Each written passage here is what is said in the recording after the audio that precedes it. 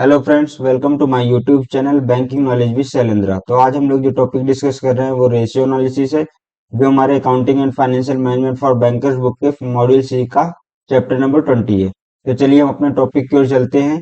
इस टॉपिक को समझने से पहले हमें बैलेंस शीट का उसमें यूज होने वाले कुछ टर्म को जान लेना आवश्यक है। उसके बाद हमें टॉपिक समझने में बहुत ही आसानी होगी। ठीक है, तो चलिए हम चलते हैं अपने टॉपिक की ओर। तो सबसे पहले मान लिया कोई कंपनी है। ठीक है, कंपनी ए है मान लिया।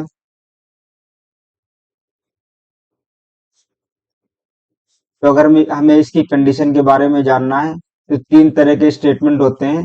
एक तो बैलेंस शीट स्टेटमेंट होता है।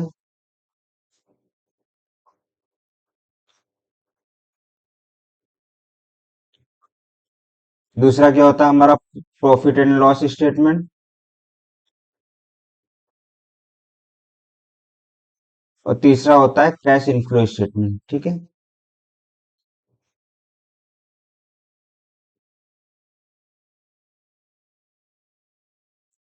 ये तीन स्टेटमेंट जब तक हमें मिलेंगे नहीं तब तक हम किसी कंपनी के बारे में जान नहीं सकते। ठीक है, अब एक ये तीनों स्टेटमेंट मिलने के बाद हमें कुछ टर्म होते हैं जो हमें जानना जरूरी है।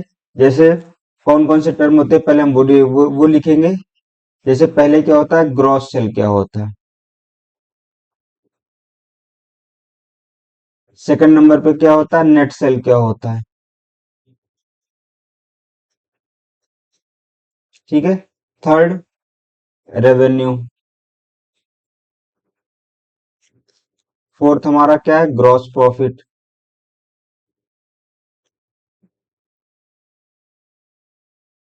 और फिफ्थ हमारा क्या है, ऑपरेटिंग प्रॉफिट।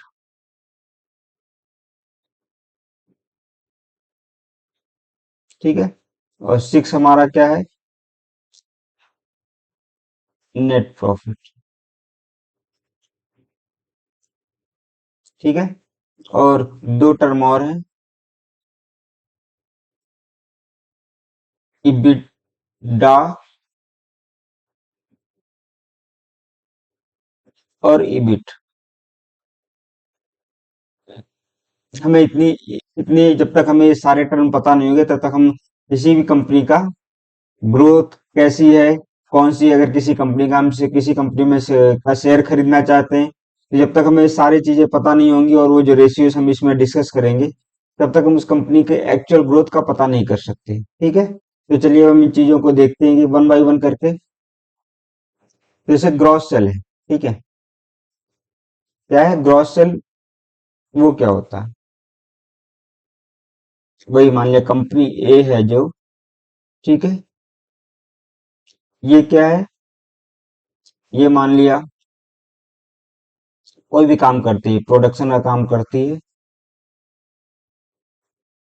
ठीक है, मान लिया चिप्स के प्रोडक्शन का काम करती है। ठीक है, और ये लगभग जो एक साल में, ठीक है, कितना,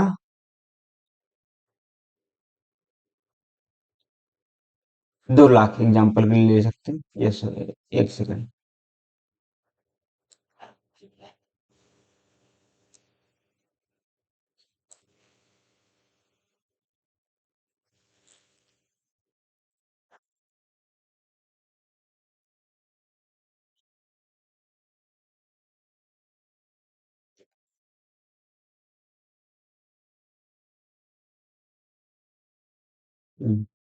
मान लिया कितना ये, 200 लाख का मान लिया सेल करती है। ठीक है, तो इसका ग्रॉस सेल यहाँ पे क्या हो जाएगा,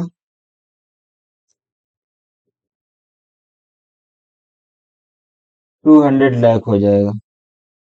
ठीक है, अब देखिए, तो ग्रॉस सेल और नेट सेल, अगला हमारा टर्म क्या था, नेट सेल क्या होता है ये हमें जानना जरूरी है ना।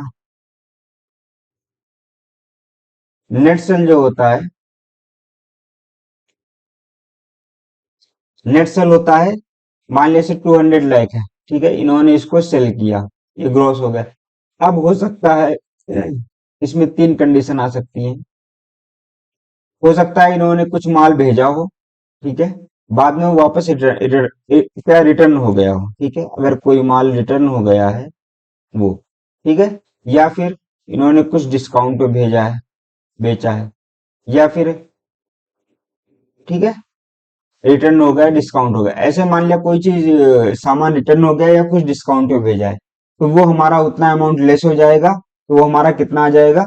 अब जैसे मान लिया रिटर्न और डिस्काउंट मिला के मान लिया 2 मिनट के लिए 10 लाख रुपए का, ठीक है, तो हमारा नेट सेल क्या हो जाएगा, 200 - 10 लैक्स कितना हो गया, 190 लैक्स।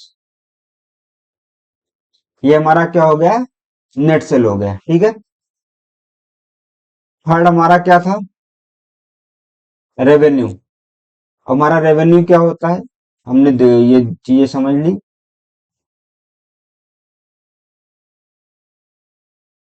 हमें ग्रॉस सेल समझ में आ गया, ठीक है, हमें नेट सेल समझ में आ गया, तीसरा क्या है, रेवेन्यू। रेवेन्यू में क्या है, देखो नेट सेल तो ये हो गया, ठीक है। मान लिया इस कंपनी ने, कोई इनकी बिल्डिंग है, ठीक है, एक सेकंड, मान लिया कोई इनकी बिल्डिंग है, ठीक है, ये इन्होंने रेंट पे दे रखी है, तो यहां से कुछ रेंट रिसीव होगा, या फिर इस कंपनी ने कुछ फिक्स डिपॉजिट कर रखी है, ठीक है, वो इन्होंने क्या बोलते हैं, फिक्स डिपॉजिट कर रखी है, वो पैसा मान लिया आ गया, या फिर क्या बोलते हैं, इन्होंने कोई एसेट जो है वो एप्रिसिएशन मतलब उसमें बेचा है, तो उसमें कुछ इनकम आई है, ठीक है। तो ये सारा मिला के मान लिया हमें जो ग्रोथ हमें मिल रहा है, मान लिया 20 लाख रुपीज हमें ये मिल रहा है। कहने का मतलब, देखो 190 लाख जो थी वो उनका क्या था, वो उनका प्रोडक्शन का काम था, जो कंपनी का मेन बिजनेस है, उससे जो अमाउंट आई थी वो 190 लैक्स थी, जिसको बोलते हैं ऑपरेटिंग। अभी आगे करेंगे डिस्कस तो पता चलेगा क्या है ऑपरेटिंग प्रॉफिट। मतलब वो उसके ऑपरेशन से जो सेल हुई है वो हो गई, नेट सेल कितना हो गया, 190 लैक्स। टोटल रेवेन्यू मान लिया ये 20 लाख आ गया, तो अब कितना हो जाएगा, 190 प्लस 220, 21 लाख, 210 लाख रुपीज आ गया हमारा टोटल रेवेन्यू, ठीक है। हमने चौथा चीज क्या डिस्कस किया था, ग्रॉस प्रॉफिट ना।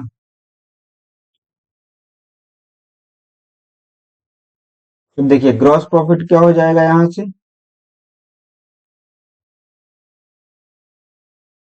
अब देखिए जब भी ग्रॉस प्रॉफिट निकालेंगे तब हम क्या नेट सेल पे निकालेंगे, ठीक है, जो कंपनी का मेन बिजनेस है उससे जो हमारा प्रॉफिट हो रहा है वही ग्रॉस प्रॉफिट होगा, ठीक है। अब ये 190 लाख का सेल किया है, लेकिन ये चिप्स बनाने के लिए, ठीक है, एक सेकंड कलर चेंज कर लेते हैं,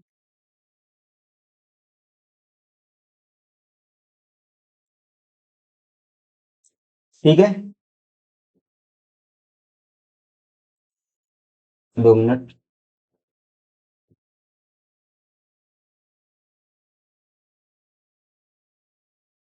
जो हमें समझ में आएगा उसको मैं इरेज कर दे रहा हूँ, ठीक है। हम्म। अब ये जो चिप्स है, ठीक है,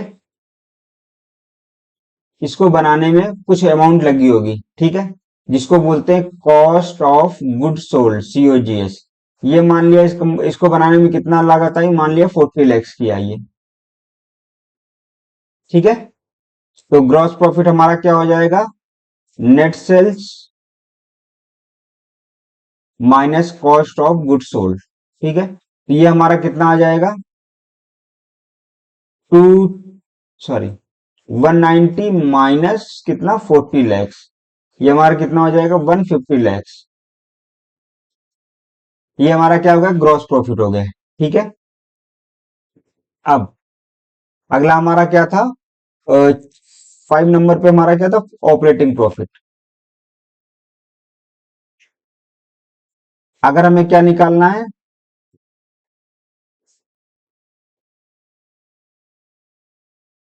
ये देखो नाम से ही पता चला ऑपरेटिंग प्रॉफिट मीन्स जो ऑपरेशन में जो प्रॉफिट हो रहा है, ठीक है। अब ग्रॉस प्रॉफिट हमारा कितना था, 150 लाख, ठीक है। तो ग्रॉस प्रॉफिट में से क्या करना है हमें,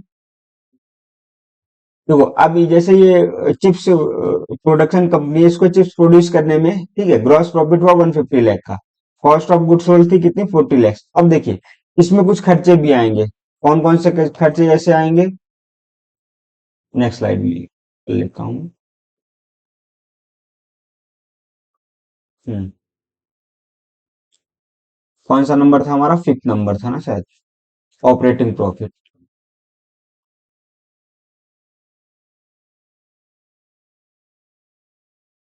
तो क्या था, ग्रॉस प्रॉफिट।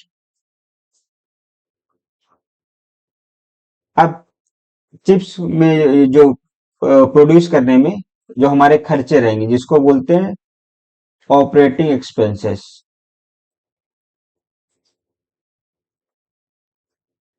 ठीक है। अब ऑपरेटिंग एक्सपेंसेस में क्या होगा, जैसे जिस बिल्डिंग में हम लोग रह रहे हैं, जिसमें हम प्रोड्यूस के लिए मान लिया वो रेंट की है, तो रेंट भी देना पड़ सकता है, या इलेक्ट्रिसिटी बिल हो गया, ठीक है। या फिर तीसरा क्या हो गया, मान लिया हमारा वो सैलरी हो गई, ठीक है। फोर्थ, जो मशीन है, प्लांट मशीनरी, उसमें डिप्रिसिएशन भी होगा कुछ, ठीक है। और एक अमोर्टाइजेशन वर्ड है, जिसको मैं भी आगे आपको बताऊंगा एबिटा जब पढ़ाऊंगा, ठीक है। तो ये सारी चीजें हो गई, मतलब जो भी ऑपरेशन में खर्च हो रहा है, ठीक है, वो सारे खर्चे, ठीक है। अब तो मान लिया ऑपरेटिंग एक्सपेंसेस सारा कितना खर्च हो रहा है, मान लिया 30 लाख खर्च हो रहा है, कितना हो रहा है इन सब में, 30 लाख। तो ग्रॉस प्रॉफिट हमारा कितना था, ग्रॉस प्रॉफिट था हमारा 150 लाख, ठीक है। तो यहाँ पे क्या हो जाएगा, 150 -30 लाख, कितना हो गया, 120 लाख। ये हमारा क्या हो जाएगा, ये हमारा ऑपरेटिंग प्रॉफिट हो जाएगा, ठीक है। ऑपरेटिंग प्रॉफिट के बाद 6 नंबर पे हम क्या पढ़ेंगे, नेट प्रॉफिट। अब इस नेट प्रॉफिट में क्या आएगा, जो हमारा ऑपरेटिंग प्रॉफिट था, ठीक है। अब देखो नेट प्रॉफिट जब आएगा, ऑपरेटिंग प्रॉफिट तक मतलब क्या, ऑपरेशन से संबंधित था, जब भी हमारा नेट प्रॉफिट आएगा, तो उसमें क्या रहेगा, जो हमारी एक्स्ट्रा इनकम हुई थी, जो विदाउट ऑपरेशन हुई थी, हम उसको उसको भी यहाँ पे ऐड करेंगे, ठीक है। जो हमने यहाँ पे 20 लाख रुपए लिया, कितना, 10 लाख रुपीज लिया था, कितना, एक सेकंड, 20 लाख रुपीज लिया था ना हमने यहाँ पे, जो हमने लिया था, जो हमारा अदर इनकम थी, ठीक है। तो ये अदर इनकम थी 20 लैक्स, हम ये लेंगे। तो जो हमारा नेट प्रॉफिट होगा, नेट प्रॉफिट एक सिंपल चीज समझ लो, अगर देखा जाए एक बेसिक नेट प्रॉफिट क्या होगा, टोटल कितना हमारी इनकम हुई है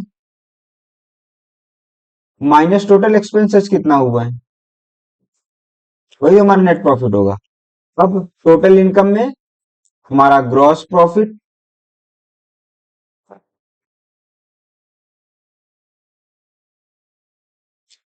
plus income from other source भी आ जाएगा, ठीक है, माइनस टोटल एक्सपेंसेस में ऑपरेटिंग एक्सपेंसेस आ जाएगा और नॉन ऑपरेटिंग एक्सपेंसेस सब आ जाएगा। तो यहाँ पे मान लिया ये हमारा ग्रॉस प्रॉफिट कितना था, ग्रॉस प्रॉफिट हमारा था 150, ठीक है, और प्लस अदर सोर्स से कितना था, 20 लाख। तो हमारा टोटल प्रॉफिट कितना हो गया यहाँ पे, मतलब ये टोटल इनकम कितनी हो गई है,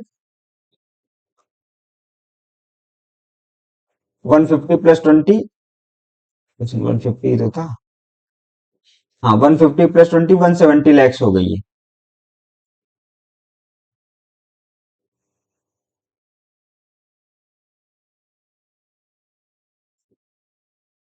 ठीक है। अब एक्सपेंसेस में मान लो ऑपरेटिंग एक्सपेंसेस कितना था, 30 लैक्स था, और नॉन ऑपरेटिंग एक्सपेंसेस मान लिया 20 लैक्स है, ठीक है। तो हमारा कितना हो जाएगा, 30 20 ये हो गया हमारा 120 लैक्स। ये हमारा क्या हो गया, नेट प्रॉफिट। यहाँ पे हमारा अब मैंने एक लास्ट मैंने कितने नेट प्रॉफिट का मैं दो टर्म और आपको बताए थे, इबिडा और इबिट। इनको मैंने अलग इसलिए लिखा है क्योंकि देखिए ये सारे आपको समझ में आ गए होंगे जो एक साथ चले आ रहे हैं, ठीक है। यहाँ पे थोड़ा कॉन्सेप्ट अलग है, अगर मैं इसको इसमें इसी के साथ समझाता अभी तो आपको कंफ्यूजन होता है कि इबिडा क्या होता है, इबिट क्या होता है, ठीक है। ऑपरेटिंग प्रॉफिट के बराबर होता है या नेट प्रॉफिट के बराबर होता है। तो हम लोग पहले इबिडा और इबिट का मतलब समझेंगे, ठीक है। और इन सब पे मैं अलग अलग अपनी एक वीडियो बनाऊंगा जिसमें एक एक टॉपिक केवल कवर करूंगा। अभी चूंकि रेशियो एनालिसिस पढ़ाना था तो इसलिए मैंने जो मेन मेन बेसिक चीजें वो मैंने भी कवर की है इसमें, ठीक है। अब हमारा क्या है, EBITDA.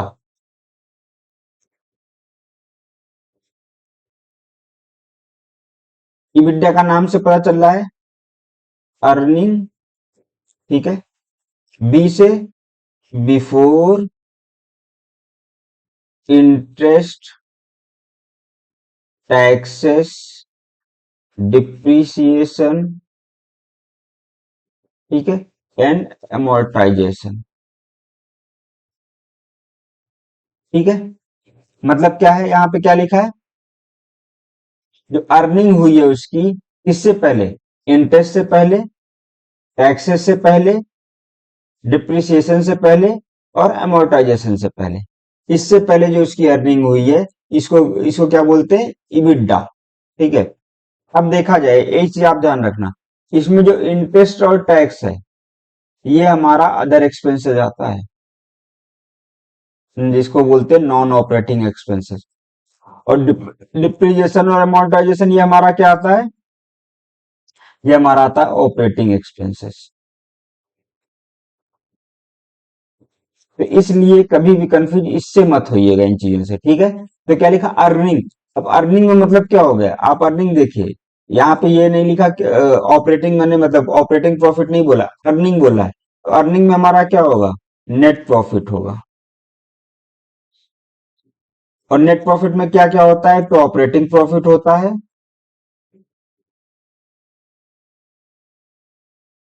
Plus other income sources जो रहते हैं, अदर इनकम, ठीक है। तो हमें ये चीज ध्यान रखना है कि earning before interest, interest tax depreciation amortisation में क्या होगा, इबिडा क्या होता है, अर्निंग, इनसे पहले अर्निंग। अब देखो इसकी जरूरत क्यों आ पड़ी, जैसे कि, और हाँ एक चीज, जैसे कोई कंपनी है, ठीक है, मान लिया कोई कंपनी है, ठीक है। अगर हमने ये चीजें इनसे पहले अगर मान लिया हम नेट प्रॉफिट में बात करते हैं, ठीक है। अब नेट प्रॉफिट में क्या ये सारी चीजें माइनस हो जाती हैं। अब देखा जाए मान लिया कोई कंपनी है जिसने ज्यादा डेप्ट ले रखा है, ठीक है, तो सिंपल है, उसका क्या है, उसका इंटरेस्ट ज्यादा लगेगा। या फिर मान लिया कोई दूसरी जगह की कंपनी है, कोई फॉरेन कंपनी है, कोई इंडियन कंपनी है, वहां पे टैक्स का मिसमैच हो सकता है, कि हो सकता है कहीं पे ज्यादा लग रहा हो कहीं पे कम लग रहा हो। डिप्रिसिएशन क्या हो गया, मान लिया ऐसे हमारी जो कंपनी है इसमें जो सामान है थोड़ा पुराना है, ठीक है, तो यहाँ सिंपल है डिप्रिसिएशन ज्यादा होगा। इमोर्टाइजेशन, आप इसको ऐसे समझिए, डिप्रिसिएशन जो होता है जो टेंजिबल एसेट का होता है, ठीक है। डिप्रिसिएशन क्या होता है, लॉस जो होता है इन टेंजिबल एसेट। और अमोर्टाइजेशन क्या होता है, जो भी वैल्यू लेस होती है, ठीक है, लॉस इन इंटेंजिबल एसेट। अब इंटेंजिबल एसेट में क्या क्या आ सकता है, जैसे मान लिया हमने कोई सॉफ्टवेयर ले रखा है, परचेज किया है, सिंपल है, धीरे धीरे उसका भी एक टाइम होगा, मान लिया उसका टाइम 5 साल है, ठीक है, तो इसमें भी कुछ वैल्यू डिप्रिसिएट होगी, ठीक है। तो ये हो गया, हम अमोर्टाइजेशन बोलते हैं, जो भी इंटेंजिबल एसेट। या मान लिया लोन है हमारा, ठीक है, लोन का जो हम ईएमआई भरते हैं, तो इसमें जो प्रिंसिपल पोर्शन होगा वो भी अमोर्टाइजेशन में ऐड होगा, ठीक है। तो ये हो गया अमोर्टाइजेशन डिप्रिसिएशन। तो इसलिए क्या है, इबिडा का प्रयोग इसीलिए किया गया कि हमें मतलब कंपनी की एक्चुअल चीजें पता चले। अब केवल देखो ऑपरेटिंग ऑपरेटिंग प्रॉफिट से क्या होता कि इसमें डिप्रिसिएशन अमोर्टाइजेशन दोनों लेस हो जाता, तो हम ऑपरेटिंग प्रॉफिट से भी एक्चुअल चीजें नहीं पता कर सकते। अब ऑपरेटिंग प्रॉफिट में डिप्रिसिएशन और अमोर्टाइजेशन छोड़ के ऑपरेटिंग एक्सपेंसेस में बाकी जितने एक्सपेंसेस है वो अप्रॉक्स सेम होंगे। भाई लेबर वर्क है तो लेबर चाहे यहाँ पे हो चाहे वहां पे लगभग दोनों जगह सेम ही होगा उनका खर्चा, ठीक है, या फिर इलेक्ट्रिसिटी कुछ भी एक्स वाई जेड। तो इसलिए ईबिट्डा हम लोग निकालते हैं। एक चीज हमें और ध्यान रखना है, जो हमारा ईबिट्डा होता है, जो प्रोडक्शन बेस्ड कंपनी है, ठीक है, जब भी हम किसी प्रोडक्शन बेस्ड कंपनी का देखेंगे, मतलब उसकी ग्रोथ देखना चाहते हैं या उसके देखना चाहते हैं वो प्रॉफिट में है नहीं है, तो उसका ईबिट्डा कैलकुलेट करेंगे। अब आता है अगला जो हमारा ईबिट। ईबिट क्या है?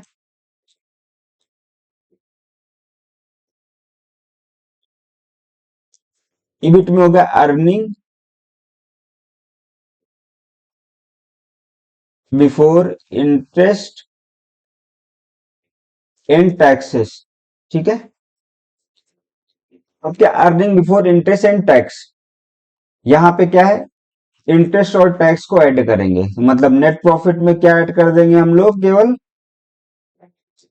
इंटरेस्ट ऐड कर देंगे और टैक्स ऐड कर देंगे। जैसे हमने डिप्रिसिएशन और अलाउंसेस वो भी हटा दिया, वो अमोर्टाइजेशन, उससे ईबिट निकलते हैं। अब जो ईबिट होता है ये मेनली जो होता है सर्विस बेस्ड कंपनी का हम लोग चेक करते हैं, क्योंकि जो सर्विस बेस्ड कंपनी होती है,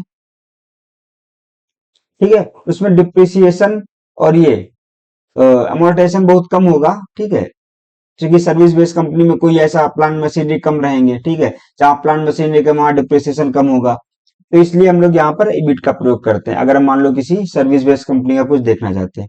कि जो हमारे सारे टॉपिक टर्म थे वो हमने हमने उसका एक गो थ्रू देख लिया उसके थ्रू, ठीक है, और हमने थोड़ा बहुत इसके बारे में पढ़ लिया है।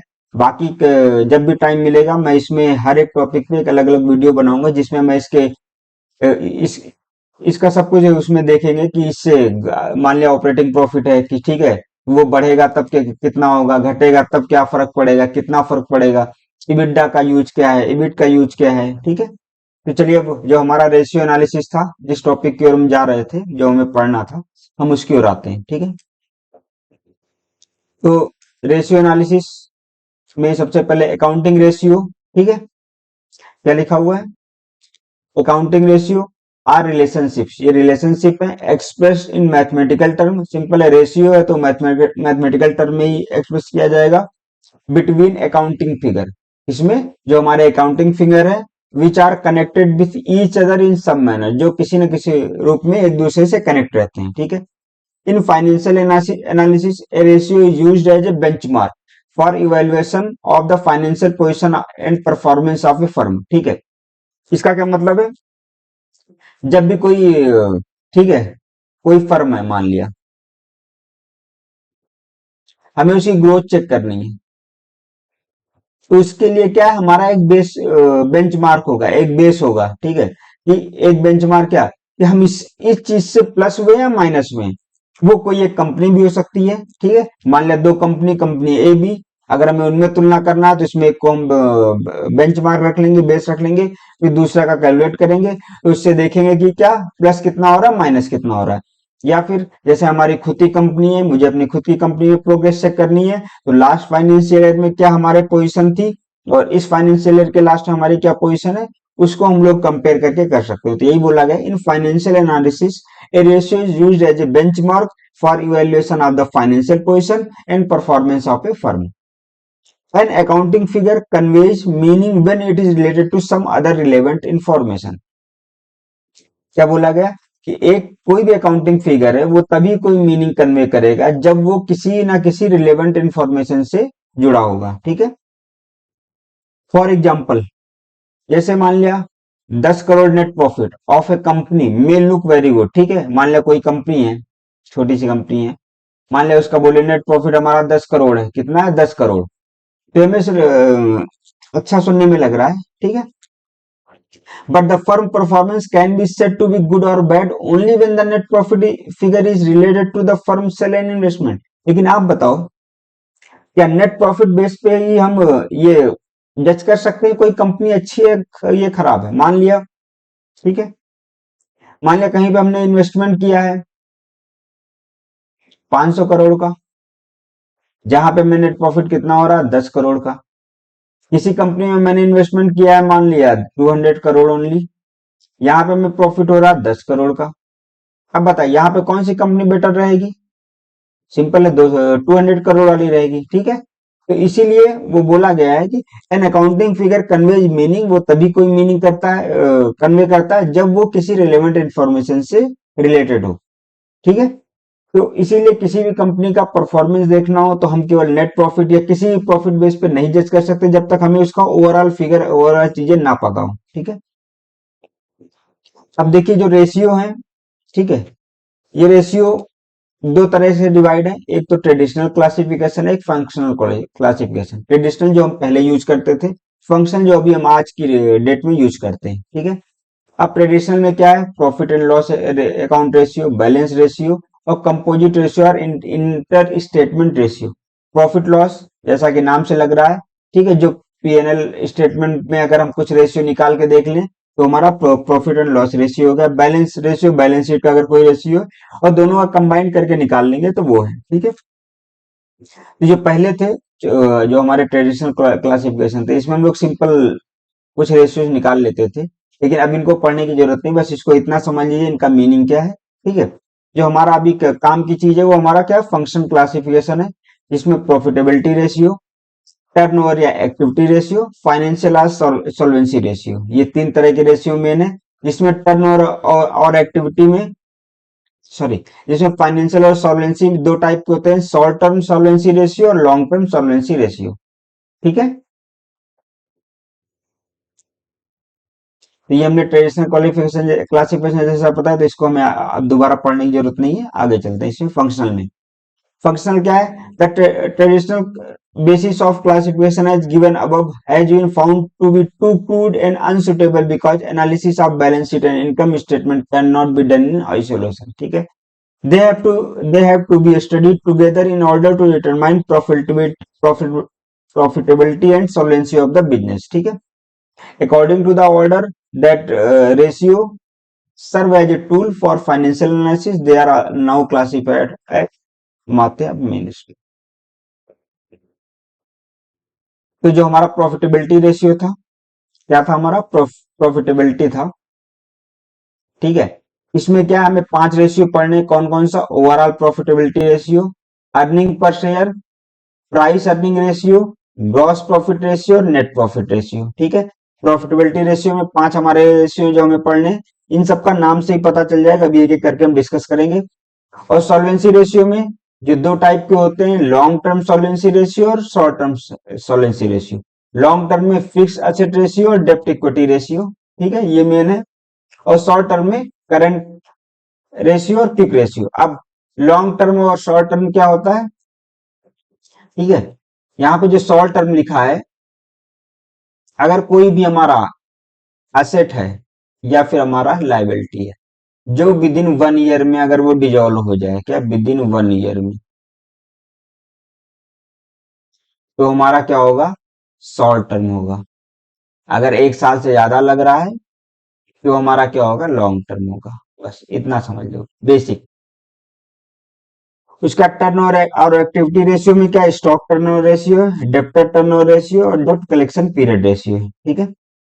चलिए हम फिर आते हैं अपने टॉपिक की ओर। जो हमारा पहला रेशियो है, क्या है? Profitability ratio. प्रॉफिटेबिलिटी रेशियो में पहला वाला क्या था? ओवरऑल प्रॉफिटेबिलिटी रेशियो, या फिर क्या है? Return on investment. इसको क्या बोलते हैं?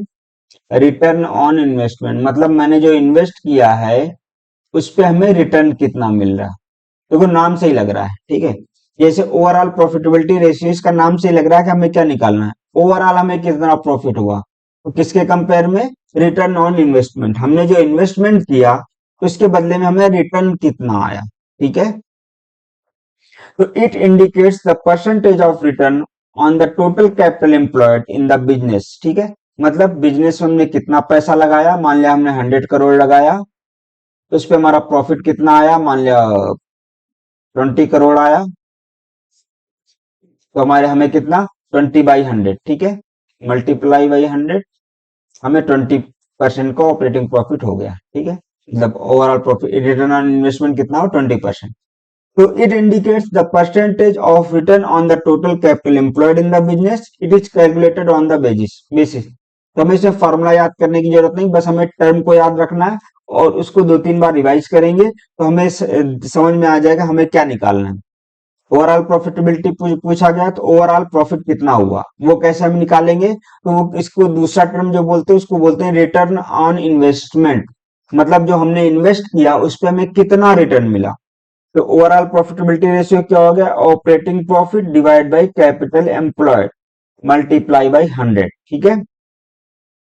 बस हमें ये याद रखना है कि जब हम रिटर्न ऑन इन्वेस्टमेंट निकालेंगे तो हम कौन सा प्रॉफिट, हम नेट प्रॉफिट कभी नहीं लेंगे, हम क्या लेंगे, ऑपरेटिंग प्रॉफिट, ठीक है। मतलब कि हमें बिजनेस के ऑपरेशन से जो प्रॉफिट मिल रहा है हमें उस पे निकालना है। जो अदर सोर्सेस से मिल रहा है वो उसकी कोई कम भी हो सकता है, ज्यादा हो सकता है, उसका हमारा बिजनेस के प्रॉफिट में तो है यूटिलाइज, बट हमारे बिजनेस से उसका कोई यूज नहीं है, ठीक है। इसलिए यहाँ पर हम क्या लेंगे, ऑपरेटिंग प्रॉफिट। क्योंकि जो हमारा कोर बिजनेस है हम उस पे हम जो ऑपरेशन कर रहे हैं, जो हमारा कोर बिजनेस है वही हमारा लॉन्ग टर्म पे रहेगा, हमेशा रहेगा, ठीक है।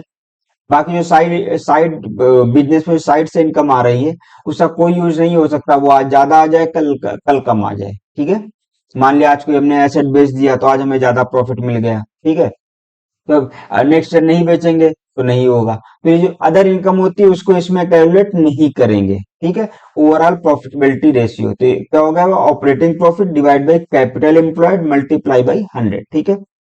अब द टर्म कैपिटल एम्प्लॉयड क्या होता है, has been given different meaning by different accountants. Some of the popular meanings are as follows. मतलब कैपिटल एम्प्लॉयड लोग क्या क्या करते हैं, कैपिटल एम्प्लॉयड में क्या लेंगे, ठीक है।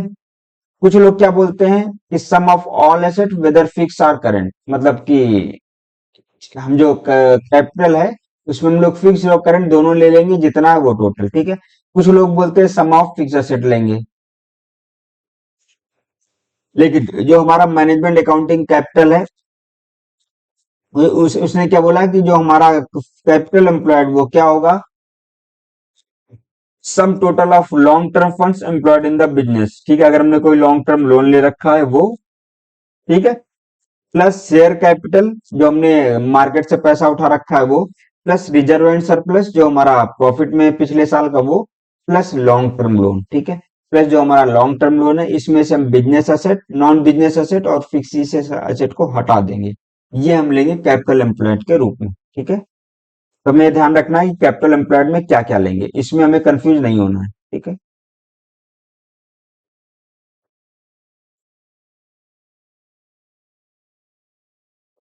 The term operating profit means profit before interest and tax. The term interest means interest on long term borrowings. ठीक है, ये चीज हमें ध्यान रखना है। कहीं भी अगर इंटरेस्ट, जैसे वो हम लोग इबिडा जब पढ़ रहे थे या इबिट पढ़ रहे थे उसमें भी इंटरेस्ट टैक्स आया था, तो जो इंटरेस्ट होता है और टैक्स, जो हमारा इंटरेस्ट होता है वो शॉर्ट टर्म बोरोइंग पे नहीं होगा, जो इंटरेस्ट हमारा लॉन्ग टर्म बोरोइंग पे आएगा, ठीक है। उसको हम लेंगे, जो शॉर्ट टर्म पे आएगा वो तो हमारा ऑपरेटिंग एक्सपेंसेस में ही चला जाएगा, ठीक है। इसलिए उसको हम कैलकुलेट नहीं करेंगे, हम हमेशा किस पे करेंगे, जो हमारा लॉन्ग टर्म पे रहेगा लोन उसका हम इंटरेस्ट लेंगे, उसी यहाँ पे जो इंटरेस्ट कहीं भी आएगा इंटरेस्ट मीन वो रहेगा, ठीक है। Interest on short term borrowing will be deducted from for computing operating profit, जो मैं आपको बताया था अभी कि वो जो होगा वो ऑपरेटिंग एक्सपेंसेस में ही लेस हो जाएगा, ठीक है। Non trading income such as interest on government security, जो मैं बता रहा था अदर इनकम, ठीक है, वो हम कैलकुलेट नहीं करेंगे, इसमें लेंगे non trading income such as interest on government securities, और non trading losses or expenses such as loss on account of fire etc will also be excluded when computing operating profit, ठीक है। Means operating profit में जो केवल क्या था, केवल operating expenses वाला ही पोर्शन लेंगे, ठीक है। क्योंकि हमने ये ऑपरेटिंग प्रॉफिट आपको अभी समझाया है, इसलिए इसको हम और इस पे वो नहीं करेंगे। आज जिसको ना समझ में आए यहाँ पे तो हमारा ये वीडियो शुरू से देख लेगा, उसको ऑपरेटिंग प्रॉफिट और सारे प्रॉफिट समझ में आ जाएंगे, ठीक है। The business can survive only when the return on capital is more than the cost of capital employed in the business. देखो क्या लिखा है, the business can survive, business कब सर्वाइव कर सकता है? Only when the return on capital is more than the cost of capital in business, employed in business. कोई business तभी वो रन करेगा, ठीक है, प्रॉपर, जब हमारा रिटर्न जो है वो हमारा ज्यादा होगा जितना हमने कैपिटल एम्प्लॉयड किया है, ठीक है। अगर कम होगा तो हमारा कोई फायदा नहीं होगा उससे, ठीक है। The ROI, return on investment, is a concept that measure the profit which a firms earn on investing a unit of capital, ठीक है। Yield on capital is another term employed to express the idea। तो return on investment क्या हो गया? ये वो major होता है प्रॉफिट विच, जो मतलब कोई भी कंपनी एक यूनिट कैपिटल अगर एम्प्लॉयड करती है तो इसमें कितना प्रॉफिट होगा, ये होता है return on investment. It is desirable to ascertain this productly, ठीक है। मतलब हमें इसे पीरियोडिक बेसिस पे हमें देखना होगा। मान लिया हम मंथली चेक कर रहे हैं, क्वार्टरली चेक कर रहे हैं या ईयरली, तो हमें इसको प्रॉपर देखना होगा, तभी हमें पता चल पाएगा किसी कंपनी की एक्चुअल ग्रोथ, ठीक है। The profit being the result of all operation, the return on capital expresses all efficiencies और inefficiencies of a business collectively, ठीक है। The return on investment when calculated in this manner would also show whether company's borrowing policy was economically wise or not। ये क्या इसका मतलब समझिए, क्या लिखा है? Return on investment, when calculated in this way, would also show whether company's borrowing policy was economically wise or not। मतलब मान लिया हमने कोई लोन लिया है 5 करोड़ का, जो हमने लिया कितना, मान लिया 10% पे लिया, ठीक है। मतलब 5 करोड़ लगाते हैं तो हमें कितना 10% इंटरेस्ट देना पड़ रहा है। अब एक चीज सोचा जाए, 5 करोड़ का हमने इंटरेस्ट कितना दिया, 50 लैक्स ना, ठीक है। अब सोचिए, अगर हमारा मतलब 5 करोड़ हमने किसी से लिया, उसको हम दे रहे हैं 10%। अब इस 5 करोड़ को अगर हमने बिजनेस में लगाया, ठीक है, अगर हमें 9% ही रिटर्न मिल रहा है, तो यहाँ तो हमें अपनी पॉकेट से भरना पड़ेगा, इसको देना पड़ेगा, मतलब जो लोन लिया है। तो कहने का मतलब ये तो सही है ना, नहीं है ना। मीन्स जो हमारा रिटर्न ऑन इन्वेस्टमेंट होगा, जितना भी हम लोग लोन जितने परसेंट पे ले रहे हैं उससे ज्यादा ही होना चाहिए। मीन्स अगर 10+ होगा ये जो है, ठीक है, ये जो हमारा क्या है, रिटर्न ऑन इन्वेस्टमेंट, अगर यहाँ पे हमारा ग्रेटर देन 10 होगा, ठीक है, तभी जो हमारा है प्रॉफिट होगा, नहीं तो लॉस होगा, ठीक है। तो इसलिए जब हम रिटर्न ऑन इन्वेस्टमेंट निकालेंगे और हमें देखेंगे हमने कितने परसेंट पे बोरो किया है, उससे हम पता चल जाएगा हमारा पैसा सही जगह यूटिलाइज हुआ है कि नहीं हुआ है। अगर ऐसा, अगर मान लें नुकसान हो रहा है तो भाई हम बेस्ट है कि नहीं लेंगे। हाँ, कब ले सकते हैं, इसमें पढ़िए। सपोज फंड है borrowed at 8% and return of investment is 7.5%, ठीक है। It would have been better not to borrow unless the borrowing was vital for survival. मतलब अगर आप सरवाइव ही नहीं कर पा रहे हैं तो बात दूसरी है, तब तो आपको लेना ही पड़ेगा। बट अगर आप सरवाइव कर पा रहे हैं और आप उतना ROI नहीं दे पा रहे हैं जितना आप इंटरेस्ट पे कर रहे हैं, तो बेटर कि आप लोन मत लीजिए, ठीक है। The business can survive only when the return on capital is more than the cost of capital employed in the business, ठीक है। अब आता है हमारा सेकंड जो रेशियो है, वो हमारा क्या है, अर्निंग पर शेयर है, EPS। अब देखो, अर्निंग पर शेयर क्या हो गया? Return on investment is a popular method for determining the overall profitability of a firm. However, return on investment as a measure for evaluating the comparative profit of two और more firms can be satisfactory result only when the firm are of the same age and same size।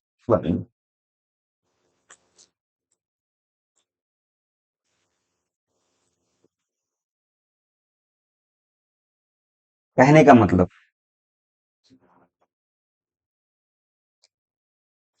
मान लिया कोई company है, ठीक है, company मान लिया ए है और कंपनी बी।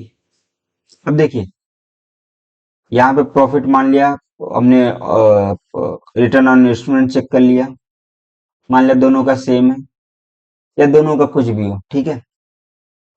बट अगर हमें किसी कंपनी में पैसा लगाना है, क्या करना है, हमें मान लिया पैसा लगाना है कंपनी ए में लगाऊं या कंपनी बी में लगाऊं। अब आपको सोचना पड़ेगा किस में लगाया जाए। तो भाई पैसा लगाएंगे तो हमें क्या निकालना होगा कि जो हम शेयर खरीद रहे हैं, ठीक है, सॉरी, एक शेयर पे हमें कितनी इनकम हो रही है, ठीक है, एक शेयर पे हमारी कितनी इनकम हो रही है, ये अगर हमें भाई जिसमें ज्यादा इनकम होगी हम उसी में इन्वेस्ट करेंगे, ठीक है।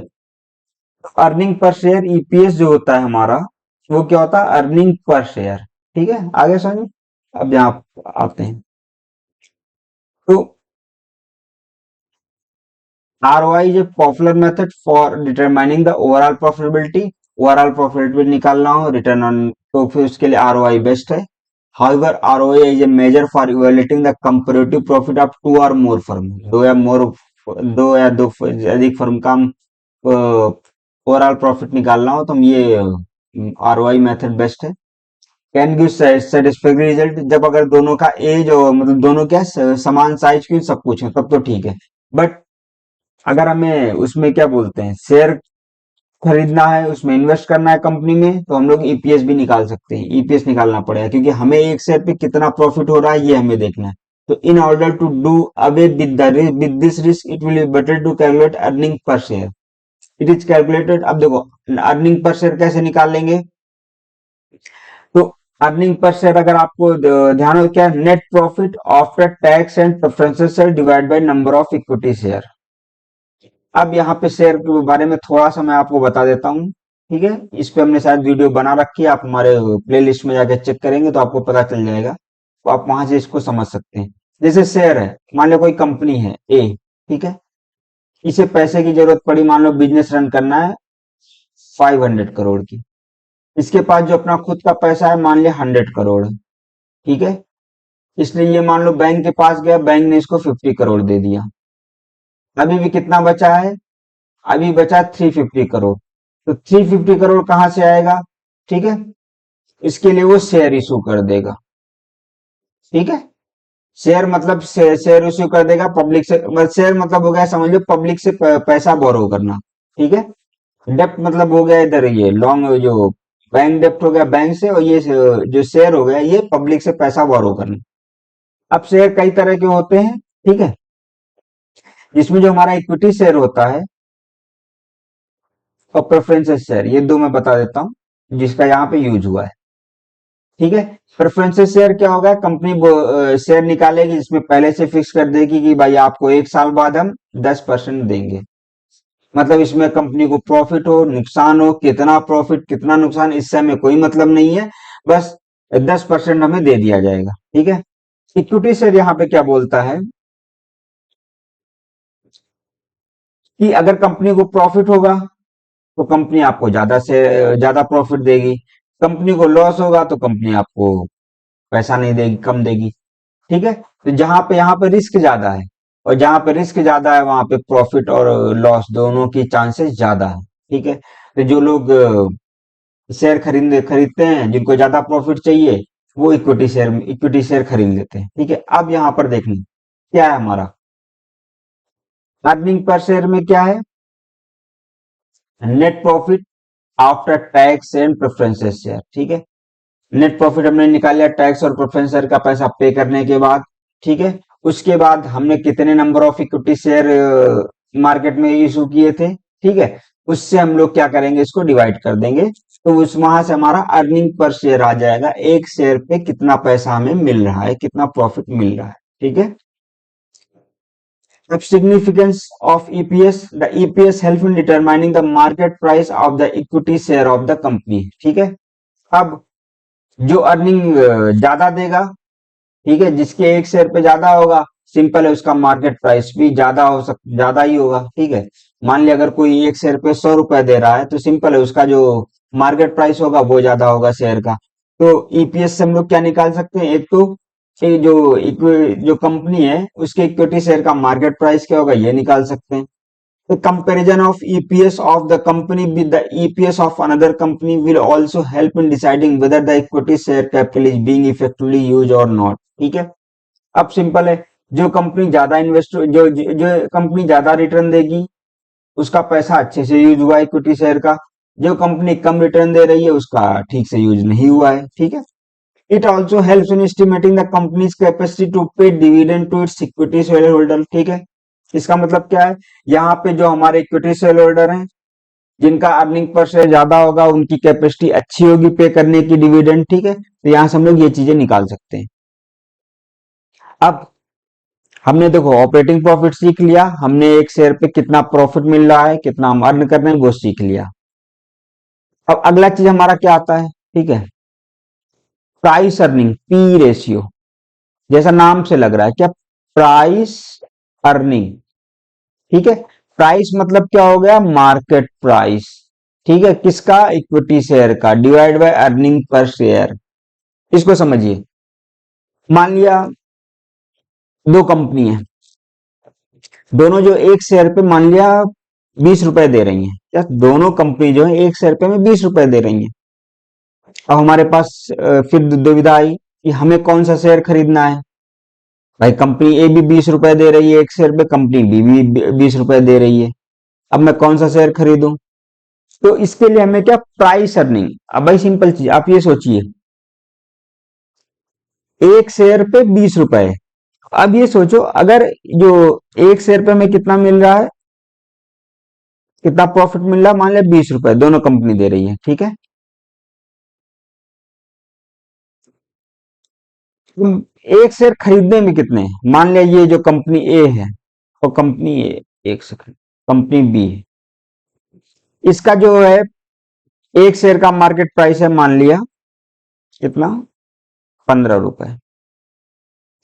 इसका एक शेयर का मार्केट प्राइस है 10 रुपए। अब देखिए यहाँ पे कितना है, 15 रुपए, यहाँ पे 10 रुपए। तो जिसका मार्केट प्राइस कम होगा हमारे लिए वो बेटर होगा, क्योंकि अगर मान लिया हमारे पास कितने 90 रुपए हैं, ठीक है, तो यहाँ पे हम कितने शेयर खरीद लेंगे, 10 शेयर खरीद लेंगे कंपनी बी के। और जब 10 शेयर खरीदेंगे तो हमारा प्रॉफिट कितना होगा, 10 × 20 200 रुपए होगा। और सेम अगर हमारे 100 रुपए हम कंपनी ए के शेयर खरीदते हैं तो यहाँ पे 90 रुपए हम कितने 6 शेयर खरीदेंगे, और जब 6 शेयर खरीदेंगे हमारा प्रॉफिट कितना होगा, 120 रुपए का होगा। तो हमारे पास सेम अमाउंट होने के बाद, ठीक है, 90 रुपए हमारे पास थे, ठीक है, 90 रुपए होने के बाद एक कंपनी पे जो हमें, और जबकि उन दोनों का क्या बोलते हैं, अर्निंग पर शेयर भी उनका सेम था, बट एक कंपनी में 200 रुपए का प्रॉफिट मिल रहा है, एक कंपनी पे हमें 120 रुपए का मिल रहा है। तो इसलिए हमें प्राइस अर्निंग समझना जरूरी है। प्राइस अर्निंग होता क्या है, तो प्राइस अर्निंग क्या हो गया, मार्केट प्राइस पर equity share divide by earning per share. ठीक है, तो नाम से ही लग रहा प्राइस अर्निंग, प्राइस मीन्स क्या हो गया, मार्केट प्राइस, अर्निंग मतलब कितना अर्निंग हो रहा है किस पे, शेयर पे। ठीक है, तो the ratio indicates the number of times the earning per share is covered by its market price. Same चीज को हमने लिखा है, it is calculated on the basis of following formula. इसका सिग्निफिकेंस क्या है, जो हमारा पी रेशियो है, help the investor in deciding whether और not to buy the share of a company at a particular market price. अब देखो अगर ये कंडीशन है तो सिंपल है, हम 15 रुपए वाला नहीं खरीदेंगे, हम कौन सा खरीदेंगे, 10 रुपए मार्केट प्राइस पे खरीदे। हाँ, अगर इस कंपनी का 9 रुपए हो जाएगा तो हम ये कंपनी का खरीद लेंगे। ठीक है, तो पी रेशियो क्या हेल्प कर रहा है कि हम किसी कंपनी का, पर्टिकुलर कंपनी का, ठीक है, पर्टिकुलर मार्केट प्राइस पे हमें खरीदना है या नहीं खरीदना है। ठीक है, it reflects investor expectation about the growth in the firm earning. ठीक है, सिंपल जो इन्वेस्टर है उनके एक्सपेक्टेशन को को शो करता है, ठीक है, कि कंपनी में ग्रोथ होगी कि नहीं होगी। अब आता है हमारा ग्रॉस प्रॉफिट रेशियो। देखो नाम से ही लग रहा है, क्या लग रहा है, ग्रॉस प्रॉफिट रेशियो। हमने आपको बताया था शुरू शुरू में ग्रॉस प्रॉफिट क्या होता है। ठीक है, ग्रॉस प्रॉफिट हमने क्या बताया था, जो हमारा नेट सेल था minus cost of goods sold, यही तो था, डिवाइड बाय क्या हो जाएगा, नेट सेल। देखो नाम से ही लग रहा है ग्रॉस प्रॉफिट। अगर हमें ग्रॉस प्रॉफिट का मतलब पता है तो हम ग्रॉस प्रॉफिट रेशियो निकाल सकते हैं। ठीक है, ग्रॉस प्रॉफिट मतलब क्या होता है, net sale minus cost of good sold. जब हमने net sale minus cost of good sold किया, ठीक है, तो हम अगर हमें ग्रॉस प्रॉफिट रेशियो निकालना है तो सिंपल है, जो नेट सेल है उसी से डिवाइड कर देंगे, इतना ध्यान रखना। ठीक है, हमें यहाँ पे नहीं कंफ्यूज होना कि हमें ग्रॉस सेल से डिवाइड करना है। देखो, एक तो ग्रॉस सेल और नेट सेल वो मैंने आपको बस इसलिए बता दिया था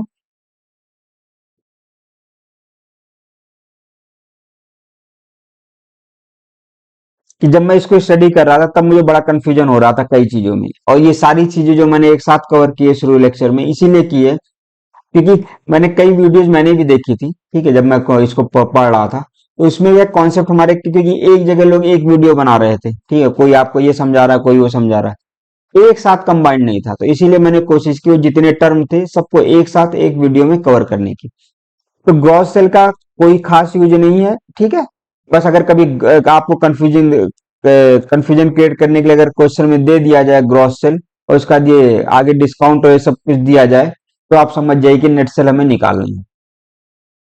कहीं भी हम कोई रेशियो निकालेंगे उस पर हम नेट सेल पे ही बात करेंगे, ग्रॉस सेल पे कहीं कोई बात नहीं करेंगे। ठीक है, हम किस पे करेंगे, नेट सेल पे बात करेंगे। बस एक डिफरेंस करने के लिए मैंने आपको ग्रॉस सेल और नेट सेल बताया था, ग्रॉस सेल बताया जो।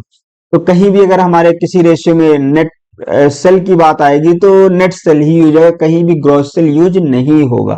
ठीक है, तो ग्रॉस प्रॉफिट रेशियो में gross profit divide by net sale, net gross profit क्या होता था, net sale minus cost of good sold, ठीक है, divide by net sale. Significance का क्या होगा, the ratio indicates the degree which the selling price of goods per unit में decline without resulting in loss from the operation to the firm. देखो, मान लिया कोई कंपनी है, ठीक है,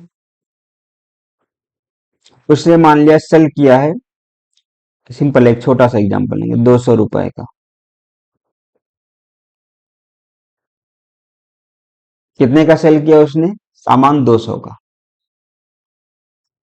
और कॉस्ट ऑफ गुड सोल्ड हमारा क्या है, मान लिया हमारा 50 रुपीज है। ठीक है, कोई प्रोडक्ट हमने बनाया जिसमें कितना रुपए लगा, 50 रुपए लगा। एक यूनिट मान लिया कोई भी प्रोडक्ट हमने बनाया जिसका प्राइस हमें कितना कॉस्ट लगा, हमें जो कॉस्ट लगा वो लगा है 50 रुपीज। सेल हमने कितने में किया है, 200 रुपए में। देखो हमारे पास यहाँ मार्जिन कितना है, 150 रुपए का। ठीक है, तो वही यहाँ पे बोल रहा है, the ratio indicates the degree to which the selling price of goods per unit में decline without resulting in loss from operation. अब यहाँ पे जैसे मैंने 50 का है, सेल हमने 200 में किया था, हमें 150 का प्रॉफिट हुआ। इससे मान लिया हमारे जो खर्चे होंगे ऑपरेटिंग एक्सपेंसेस, ठीक है, मान लिया इसमें जो ऑपरेटिंग एक्सपेंसेस अदर एक्सपेंसेस ये सारा मिला के मान लिया 50 रुपए, फिर भी हमारे पास 100 रुपए का मार्जिन है ना। और सिंपल है, जितना हमारे पास इधर मार्जिन ज्यादा होगा, ठीक है, अगर इसे 150 रुपए का तो हम उधर उतना इन्वेस्ट कर सकते हैं ना, 150 रुपए। तो हम जैसे मान लिया मार्केटिंग में अपने पैसे बढ़ा सकते हैं, ठीक है, हम ग्रोथ अच्छी होने के लिए हम मशीनें भी खरीद सकते हैं, हम स्टॉक ज्यादा खरीद सकते हैं। ठीक है, तो कहने का मतलब जो हमारा ये ग्रॉस प्रॉफिट रेशियो से हम लोग ये डिक्लेयर निकालेंगे कि किसी भी कंपनी में, ठीक है, बिना लॉस किए हम एक यूनिट में कितना पैसा ऊपर नीचे बढ़ा सकते हैं, सेल कर सकते हैं कितने प्राइस पे, तो वो हमारा क्या हो जाएगा, वो हम ग्रॉस प्रॉफिट रेशियो से निकालेंगे। तो the ratio indicates the degree to which selling price of goods per unit में decline without resulting in loss. ठीक है, it also helps in ascertaining whether the average percentage of markup on the goods is maintained or not। अगर मान लिया जिसका selling price ज्यादा होगा, ठीक है, क्या होगा, मान लिया जिसका भी सेलिंग प्राइस ज्यादा होगा, ठीक है, उसका क्या होगा, वहां पे जो उसकी मतलब जो हमारा गुड्स है उतना अच्छा मेंटेन होगा। ठीक है, मान लिया कोई चीज हमने कॉस्ट ऑफ गुड्स सोल्ड, मान लिया हमने दो चीजें बनाई, ठीक है, कंपनी ए ने कुछ बनाया, कंपनी बी ने कुछ बनाया। इसमें जो कॉस्ट ऑफ गुड्स सोल्ड आ रही मान लिया 50 रुपीज आ रही पर यूनिट, और यहाँ पे कितना आ रहा है मान लिया 60 रुपीज, यहाँ पे 50 रुपीज आ रहा है। ये जो बेच रहा है 200 रुपए में, और ये बेच रहा है कितने में, 150 में। तो सिंपल है, इसका 200 में अगर सामान बिक रहा है, कोई सामान सेम लागत लगाने पर इसका जो सामान वो 100 रुपए में बिक रहा है, मतलब कि जो 200 वाला है उसने क्या है, अपने प्रोडक्ट की क्वालिटी को मेंटेन कर रखा है, ठीक है, तभी तो वो कितने 200 में बिक रहा है, ठीक है। अगर मेंटेन नहीं किया होता तो इसका भी कम में बिकता। तो it also help in ascertaining whether the average percentage of markup on the goods is maintained और नॉट। देखिए, जितने भी जब भी हम रेशियो पढ़ेंगे, हमेशा हमें कंपेयर करना पड़ेगा। इंडिविजुअल रेशियो कुछ भी है उससे हमें कोई हेल्पफुल नहीं होगा जब तक कि हमें पास कंपेयर के लिए कुछ नहीं होगा, ठीक है। वो हमारा अगर हम अपनी खुद की कंपनी का देख रहे हैं तो हम पिछले बैलेंस शीट से देख सकते हैं, पिछले फाइनेंशियल ईयर से आपका देख सकते हैं, किसी और कंपनी से देख सकते हैं तो उनका भी देख सकते हैं, ठीक है। अब क्या है नेट प्रॉफिट रेशियो, देखो नाम से ही लग रहा है, क्या है, net profit ratio. Net profit ratio, बस यहां पे थोड़ा आपको ध्यान रखना है, ठीक है। जो हमारा वो अदर इनकम होती थी ना, उसको हम भूल जाएंगे हर जगह, उसको हम जनरली याद नहीं रखेंगे, क्योंकि एक बिजनेस की ग्रोथ के लिए अदर इनकम के से ज्यादा ऑपरेटिंग ऑपरेटिंग प्रॉफिट और ऑपरेटिंग इनकम का सही होना जरूरी है, क्योंकि इसको हम बढ़ा सकते हैं। अदर इनकम मैंने बताया ना, कभी बढ़ेगा कभी घटेगा, उस पे हमारा जोर नहीं है, ठीक है। तो नेट प्रॉफिट रेशियो, यहां पर हमें क्या, नेट ऑपरेटिंग प्रॉफिट ध्यान रखना है। हमें यहाँ पर नेट प्रॉफिट पे नहीं जाएंगे, नेट ऑपरेटिंग प्रॉफिट पे जाएंगे, ठीक है। नेट ऑपरेटिंग प्रॉफिट मतलब कि ऑपरेटिंग प्रॉफिट ही जो हमने देखा था, ठीक है। तो नेट ऑपरेटिंग प्रॉफिट रेशियो में क्या होगा, net operating profit divide by net cell, कितना, नेट सेल। नेट सेल भी मैं आपको बता चुका हूं। तो नेट प्रॉफिट प्रॉफिट रेशियो निकल आएगा इस तरह, ठीक है। सिग्निफिकेंस, सॉरी यहाँ पे नेट प्रॉफिट है। An increase in the ratio over the periods indicates improvement in the operational efficiency of the business provided the gross profit ratio is constant. Thus, it is an effective measure to check profitability of business. देखिए, इसको समझिए, जो line लिखी है क्या लिखा है। मान लिया एक हमारी कंपनी है, अभी मैं अपनी एक कंपनी पे बोल रहा हूँ, ठीक। ये 24-25 चल रहा है, और मान लिया एक साल और पहले आते हैं, 22 और 23, और 23 और 24 फाइनेंशियल ईयर, ठीक है।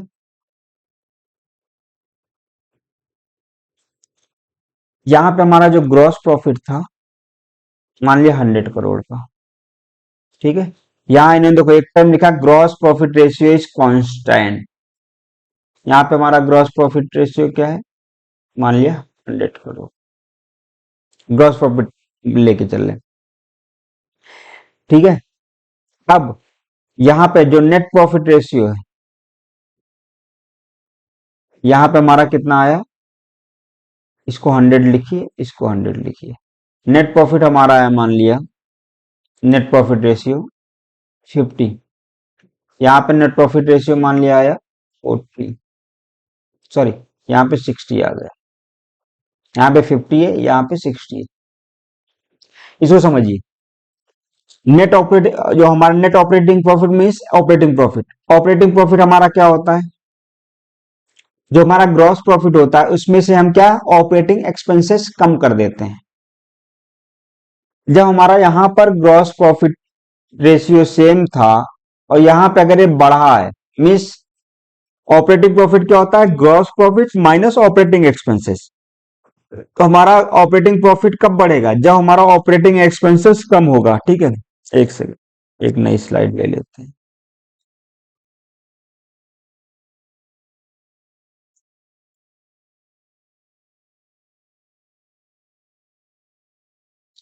देखिए, जो हमारा ऑपरेटिंग प्रॉफिट या नेट ऑपरेटिंग प्रॉफिट दोनों सेम होता है, ठीक है, उसमें कंफ्यूज मत होइएगा। ऑपरेटिंग प्रॉफिट क्या होता है हमारा, gross profit minus operating expenses, ठीक है। अब 2 मिनट के लिए, अगर ग्रॉस प्रॉफिट हमारा 100 करोड़ है, ठीक है, और यहाँ पे ऑपरेटिंग एक्सपेंसेस मान लिया 40 करोड़ है, तो हमारा यहाँ पे ऑपरेटिंग प्रॉफिट कितना आ गया, 50 करोड़ आ गया ना 50 करोड़।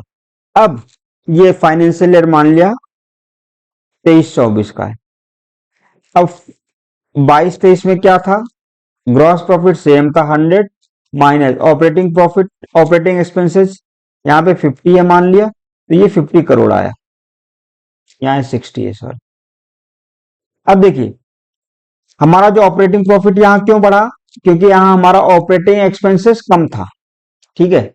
अब आप ये देखिए, जब हम नेट ऑपरेटिंग प्रॉफिट निकालेंगे तो जिस कंपनी का, ठीक है, नेट प्रॉफिट ज्यादा होगा, वो चाहे कंपनी से प्रेफर करो या आप अपने खुद के फाइनेंशियल ईयर से के इस साल और पिछले लास्ट ईयर का, ठीक है। तो मतलब कि अगर ऑपरेशन एक्सपेंसेस हमारा कम होगा तभी हमारा नेट ऑपरेटिंग, तभी हमारा ऑपरेटिंग प्रॉफिट ज्यादा होगा, तभी हमारा नेट प्रॉफिट रेशियो ज्यादा होगा। और जब हमारा ये ज्यादा होगा मतलब कि वहां पर जो इफिशियंसी है वर्कर की, या वहां पे जो काम की इफिशियंसी है वो हमारी ग्रो, उसमें इंप्रूवमेंट हो रहा है, तभी तो हमारा ऑपरेटिंग एक्सपेंसेस कम आ रहा है, ठीक है।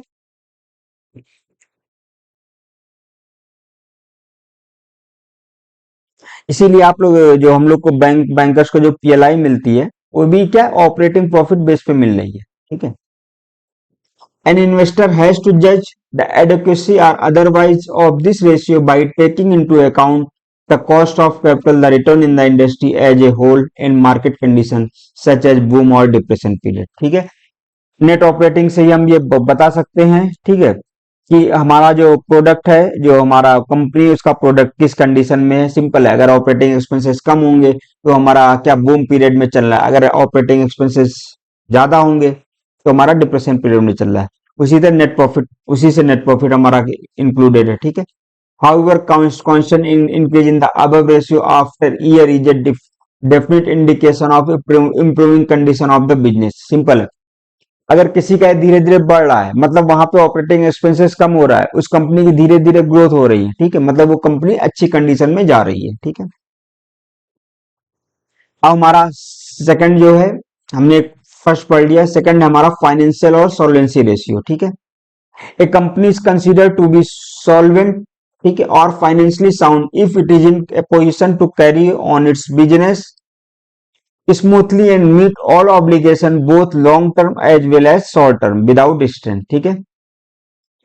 सॉल्वेंसी मतलब, सॉल्वेंट मतलब क्या होता है, आप देखो सॉल्वेंट मतलब होता है घुलना, ठीक है। यही तो सॉलिड, कोई भी चीज सॉलिड मतलब क्या होता है, घुलना, कोई चीज घुल जाए इजिली, ठीक है। वही चीज यहाँ बोला, एक company is consider to be solvent, मतलब कोई कंपनी है मान लिया, ठीक है, अगर उसे हमें वाइंड अप करना है, बंद करना है, ठीक है, तो मतलब क्या, अगर हम वो इजिली बंद हो जाए, ठीक है, मतलब हमें एक्स्ट्रा पैसा अलग से ना लगाना पड़े, तो वो क्या है, वो हमारी मतलब उस कंपनी को बोला जाएगा फाइनेंशियली साउंड कर रही। मान लिया कोई कंपनी है, ठीक है, मान लिया उस पे दो कर्जा जो है, डेप्ट, टोटल डेप्ट किसी भी तरह का, मान लिया उस पे है 100 करोड़ का, ठीक है, और मान लिया उसके पास एसेट, टोटल एसेट कुछ भी हो किसी भी तरह के, ठीक है, वो मान लिया हमारे पास है 200 करोड़ के, तो इजीली इसको वाइंड अप कर सकते हैं, हमारा 100 करोड़ का प्रॉफिट होगा, मतलब ये इजीली घुल सकता है इजीली। अगर मान लिया यहीं पे हमारे पास एसेट कितने का है, 80 करोड़ का है, तो जब इसको वाइंड अप करने जाएंगे तो हमें 20 करोड़ अपनी पॉकेट से लगाना पड़ेगा, मतलब ये फाइनेंशियली साउंड नहीं है, ये इजीली घुल नहीं सकती है, ठीक है। सॉल्वेंट मतलब समझ जाना घुलना, ठीक है, जो इजीली कंपनी बंद हो जाए, अगर घुल जाए, मतलब उसको अगर हम कभी, अगर कभी हमें कोई बिजनेस क्लोज करना हो, ठीक है, तो उसमें हमें कोई दिक्कत ना आए। अब एक सिंपल चीज है, जो शेयर मार्केट का लोग हैं, ठीक है, जो शेयर मार्केट में मतलब जो पब्लिक है जो पैसा लगा रही है, अगर किसी कंपनी, कोई कंपनी अगर इजीली सॉल्वेंट नहीं है, ठीक है, मतलब उसका अगर उसके पास असेट कम है और उस पर डेप्ट ज्यादा है, लाइबिलिटी ज्यादा है, तो सिंपल है, वहां पे क्या होगा, वो कोई भी होगा वहां अपना पैसा इन्वेस्ट नहीं करना चाहेगा, ठीक है। A company is considered to be solvent or financially sound if it is in a position to carry on its business smoothly and meet all obligation both long term as well as short term without strain। समझ में आया। अब देखो, मैंने आपको balance sheet में या company में, ठीक है, दो चीजें होती हैं, हमेशा ध्यान रखना आप, एक लॉन्ग टर्म होता है बोरोइंग, एक शॉर्ट टर्म होता है। शॉर्ट टर्म मतलब जो 1 ईयर के अंदर हो जाए, और लॉन्ग टर्म मतलब 1 ईयर के ऊपर। ठीक है, तो अभी हम क्या डिस्कस करें, लॉन्ग टर्म सॉल्वेंसी रेशियो। अब लॉन्ग टर्म में दो चीजें हैं, एक तो हमारा फिक्स असेट रेशियो है, दूसरा डेब्ट इक्विटी रेशियो है। ठीक है, एक एक करके इनको पढ़ेंगे, नाम में ही सब कुछ रखा है इनके। ठीक है, जैसे हमारा क्या है, फिक्स असेट है। फिक्स असेट रेशियो नाम से ही लग रहा है क्या है, ये जो फिक्स असेट है हमारा, नाम से लग रहा है क्या है, fix asset divide by long term funds. क्योंकि जो फंड होता है हमारा लॉन्ग टर्म पे लेते हैं, ठीक है, वो हम स्पेशली किस लिए लेते हैं, जो बैंक से हम लोन लेते हैं, ठीक है, वो हम हमेशा फिक्स एसेट में इन्वेस्ट करने के लिए खरीदते हैं। तो फिक्स एसेट रेशियो, ठीक है, मतलब हमने कितना लोन लिया है, हमारे पास एसेट उससे ज्यादा है या कम है। ठीक है, अब मान लिया हमने किसी बैंक से लिया है, मान लो 100 करोड़, हमारे पास एसेट मान लिया 80 करोड़ का ही है, तो मतलब यहाँ पे हमने क्या है, पैसे को ठीक से यूटिलाइज नहीं किया है। तो इसलिए जो फिक्स एसेट रेशियो है वो सिंपल हमेशा 1 से ज्यादा होना चाहिए। ठीक है, अगर 1 से ज्यादा नहीं है तो मतलब कि वहां पर पैसे का झोल है, एक सिंपल चीज है, मतलब पैसे को इधर उधर किया गया है, जो कि बिल्कुल सही नहीं है। ठीक है, लॉन्ग टर्म फंड हमेशा मशीनरी या फिक्स एसेट खरीदने के लिए लिया जाता है, तो वहां पर उस पैसे का वही यूटिलाइज होना चाहिए, इसलिए ये रेशियो हमेशा क्या, हमेशा 1 से ऊपर होना चाहिए। A ratio of less than 1 shows that a part of working capital has been financed through long term funds। ठीक है, मीन्स अगर आपका रेशियो 1 से कम है, ठीक है, तो जो वर्किंग, अब भाई सिंपल है, मान लिया 100 करोड़ का लोन है, हमने कितने, अब हमारे पास फिक्स है 80 करोड़ का ही है, 100 करोड़ के लोन में हमारे पास फिक्स एसेट है 80 करोड़ का, मीन्स 20 करोड़ का हमने क्या किया है, मतलब 20 करोड़ हमने शॉर्ट टर्म में लगाया है, शॉर्ट टर्म मतलब वर्किंग कैपिटल में हमने लगाया है। ठीक है, वही बोला, ए ratio of less than 1 shows that a part of working capital has been financed through long term funds, जो कि बिल्कुल सही नहीं है। This is desirable because a part of working capital term as core working capital is more or less of a fixed or of a fixed nature। ठीक है, ए ratio of more than 1, ठीक है, क्या ए ratio of more than 1 indicates that short-term sources have been diverted for creation of fixed asset which is not desirable। ये भी ध्यान रखना है, ठीक है, कि बहुत ज्यादा अगर, ठीक है, मान लिया लॉन्ग टर्म फंड्स हमारे पास, मान लिया कितना है, मान लिया 100 है, और मान लिया हमारे पास फिक्स एसेट कितना है, 200 का है, तो देखा जाए यहाँ पे कितना, 200 ज्यादा हो गया। ये भी अगर होगा, ठीक है,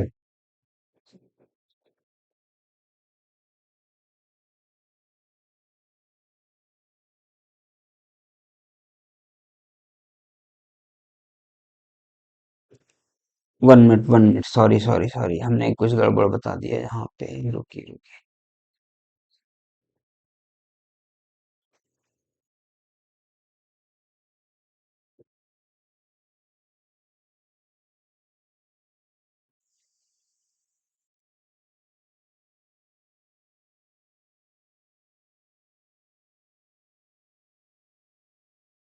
देखिए फिर से, फिक्स एसेट रेशियो हम पढ़ते हैं फिर से, ठीक है, फिक्स एसेट क्या है,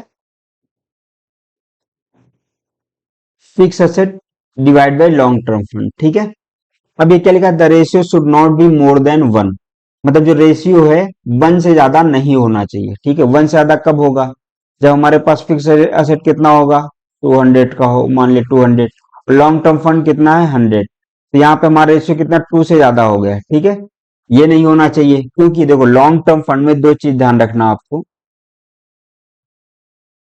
इसमें एक तो डेप्ट आएगा, ठीक है, प्लस कैपिटल भी तो रहेगा हमारा, जो हमारा इंड्यूस रहेगा। ठीक है, ये कभी भी हमारा 1 से ऊपर नहीं होना चाहिए, क्योंकि अगर 1 से ऊपर होगा, ठीक है, 1 से ऊपर कभी नहीं होना चाहिए, क्योंकि अगर 1 से ऊपर होगा मतलब कि हमने क्या किया है, जो हमारा ये मीन्स, अगर देखो फिक्स एसेट मान लिया 200 करोड़ का है, ठीक है, और लॉन्ग टर्म फंड कितने का है, 100 करोड़ का, मतलब ये 100 करोड़ कहाँ से आया हमारे पास, ये 100 करोड़ आया हमारे पास शॉर्ट टर्म फंड से। ठीक है। अगर शॉर्ट टर्म फंड से आएगा तो वो भी गलत है, ठीक है। तो शॉर्ट टर्म फंड से नहीं आना चाहिए, जो हमारा लॉन्ग टर्म फंड है उसी से हमें फिक्स एसेट खरीदना चाहिए। अब अगर मान लिया जो रेशियो है, ठीक है, दूसरी चीज देखिए, रेशियो अगर लेस देन 1 है, ठीक है, तो ये भी जो रहेगा यहाँ पे क्या रहेगा, मान लिया 1 है तो ये मान लिया 80 है, ठीक है, और ये कितना, ये मान लिया 50 है, ठीक है, और ये मान लिया कितना है, 100 है।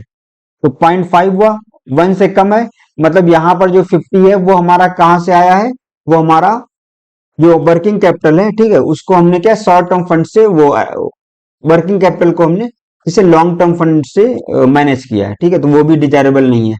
लेकिन एक कोर वर्किंग कैपिटल मतलब जो थोड़ा बहुत जो कोर वर्किंग कैपिटल होती है, जो हम रखते हैं अपने पास, ठीक है, जो हमारा क्या होता है फिक्स्ड के रूप में नेचर में होता है, तो उतना हम लोग मैनेज कर सकते हैं, पर बहुत ज्यादा रेशियो 1 से नीचे रहना वो सही नहीं है, ठीक है।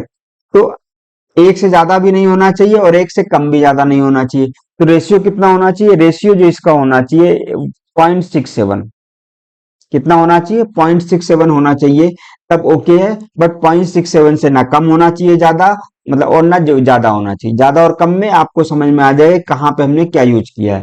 ज्यादा है मीन्स हमने क्या है, शॉर्ट टर्म फंड को यूज किया है फिक्स एसेट खरीदने में। अगर बहुत ज्यादा कम है तो इसका मतलब हमने क्या कर दिया है वहां पे, बहुत ज्यादा कम है मतलब कि हमने जो लॉन्ग टर्म फंड्स है उससे उसको हमने शॉर्ट टर्म के रूप में यूज किया है, ठीक है। Fix asset include net fix asset, original cost minus depreciation debt, ठीक है। फिक्स एसेट जो होगा हमारा, इस अगर फिक्स एसेट हमें निकालना है तो इसमें हमेशा ओरिजिनल कॉस्ट में डिप्रिसिएशन हमेशा लेस करेंगे, उसके बाद ही निकालेंगे। And trade investment including share of in subsidies. Long term funds include क्या क्या मैंने बताया था आपको, एक तो जो शेयर मार्केट से हमने पैसा उठाया है, जो हमारे पास रिजर्व मतलब जो हमारे पास लास्ट ईयर का प्रॉफिट है, प्लस लॉन्ग टर्म लोन्स, ये रहेगा, ठीक है। अब आता है हमारा अगला डेप्ट इक्विटी रेशियो। क्या आता है हमारा, डेप्ट इक्विटी रेशियो। जब हम डेप्ट और इक्विटी रेशियो की बात करेंगे तो डेप्ट इक्विटी रेशियो क्या होता है, external equities divide by internal equities, ठीक है। एक्सटर्नल इक्विटीज मतलब क्या हो गया, जो हमने बाहर से पैसा लिया है, ठीक है। इंटरनल जो अंदर से लिया है, यही तो हुआ। तो द डेप्ट इक्विटी, 1 मिनट,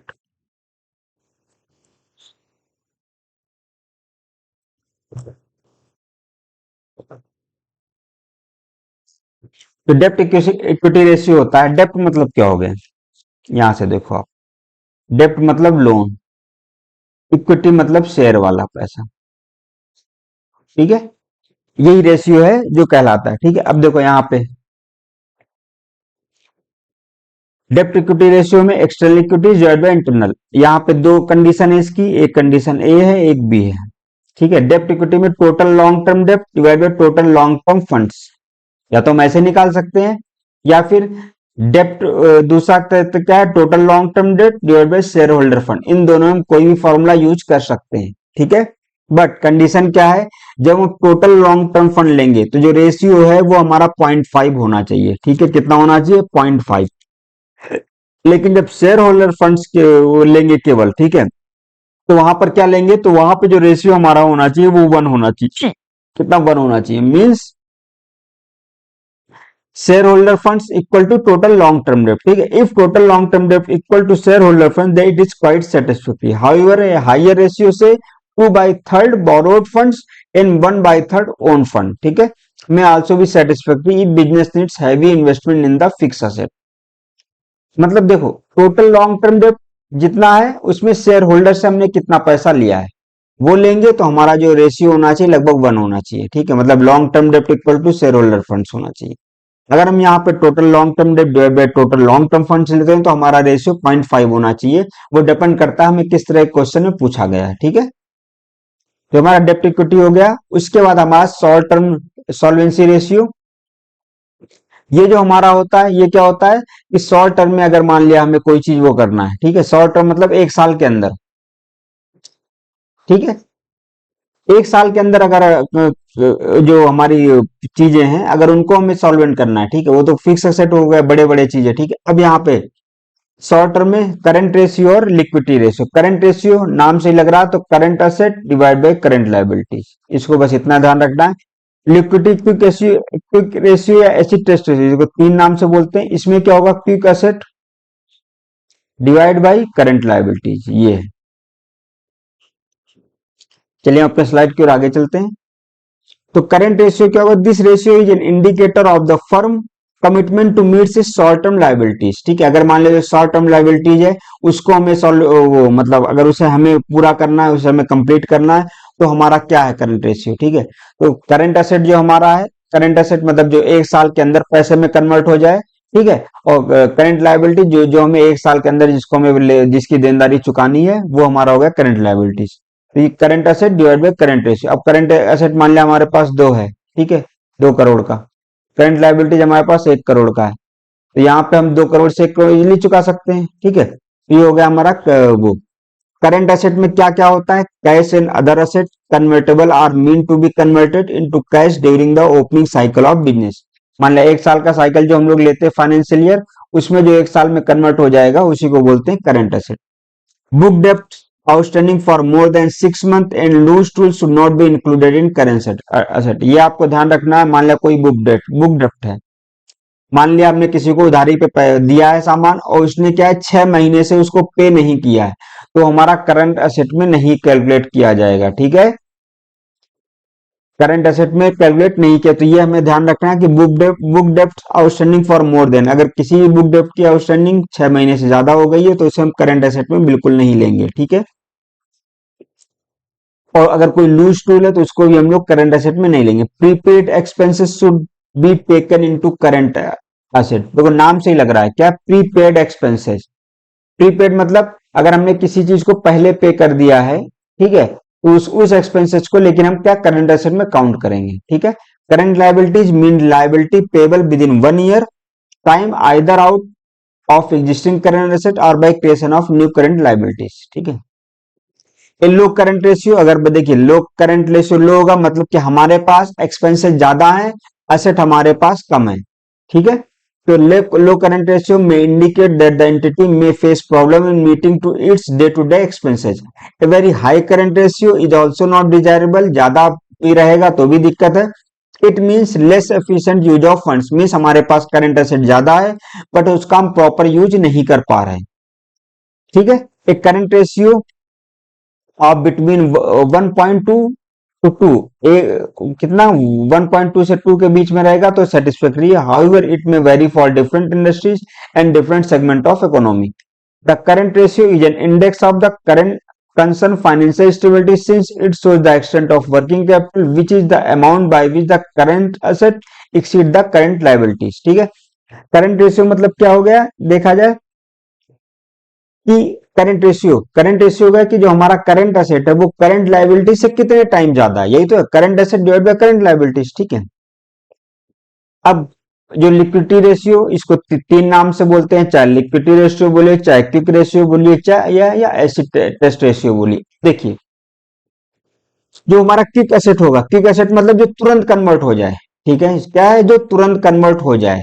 ठीक है, तो इसमें क्विक एसेट में क्या लेंगे, current asset other than inventory और प्रीपेड एक्सपेंसेस। ठीक है, मतलब इन्वेंट्री और प्रीपेड एक्सपेंसेस को हटा दो, उसके बाद जो भी हमारा करंट एसेट बचेगा वो हमारा क्विक एसेट कहलाएगा, और उसको अगर हम करंट लायबिलिटी से डिवाइड कर देंगे तो जो हमारा रेशियो आएगा उसे बोलते हैं क्विक रेशियो। मीन्स अगर मान लिया कोई आ गया, ठीक है, कोई आए बोले कि मुझे तुरंत पैसा चाहिए मेरा, ठीक है, जो आपकी लायबिलिटीज है वो लायबिलिटी वाले आपके पास आके आपसे तुरंत पैसा मांगने लगे, तो कंपनी ये इस लायक कैपेबल है कि क्या कंपनी तुरंत उनका पैसा पे कर सकती है या नहीं। इसके लिए क्विक रेशियो जो हमारा 1 होना चाहिए। मींस जितनी हमारी करंट लायबिलिटी है उतने के इक्वल हमारे पास क्विक एसेट होना चाहिए, मतलब उसमें प्रीपेड एक्सपेंसेस क्योंकि इसका जो पैसा आने में टाइम लगेगा, इन्वेंट्री हम तुरंत उसको सेटल नहीं कर सकते, इन्वेंट्री सेटल होने में लगभग 1 साल का टाइम लगता है। ठीक है, 1 साल में घूमता फिरता रहता है, तो इसलिए करंट एसेट में कैश आ जाएगा या फिर बुक डेप्ट जो 6 महीने से कम के हैं वो सारी चीजें हमारे क्विक एसेट में आ जाएंगी। तो current asset other than inventory and prepaid expenses, तो क्विक रेशियो जो होना चाहिए वो हमेशा एक से ऊपर सेटिस्फैक्टरी माना गया है, एक तो मिनिमम होना ही चाहिए। ठीक है, अब एक comparison of current ratio two quick ratio, अगर हम करंट और क्विक रेशियो को वो कंपेयर करें तो इसमें आपका इन्वेंट्री है मेन। ठीक है, तो अगर मान लिया किसी कंपनी का करंट रेशियो ज्यादा है और क्विक रेशियो कम है, इसका मतलब क्या कि कंपनी के पास जो इन्वेंट्री है वो कई ज्यादा समय तक होल्ड है, ठीक है। तो ज्यादा समय तक अगर इन्वेंट्री रहेगी तो भी दिक्कत है, क्योंकि इन्वेंट्री अगर हम ज्यादा समय तक रखेंगे तो हमारा क्या खराब होने का चांस होगा, उसकी वो मार्केट वैल्यू भी घटने के चांस रहते हैं। तो इसलिए हमें हमारा जो करंट रेशियो क्विक रेशियो लगभग आसपास होना चाहिए, ठीक है। उससे हमारा इन्वेंट्री के मूवमेंट का पता चलता है। अब आता है हमारा थर्ड जो था, अब चूंकि हम इन्वेंट्री पे आ गए तो हम इन्वेंट्री पे टर्नओवर और एक्टिविटी रेशियो की बात करेंगे, ठीक है। टर्नओवर एक्टिविटी रेशियो क्या होगा, स्टॉक टर्नओवर रेशियो, और इसमें दो है debtor turnover ratio.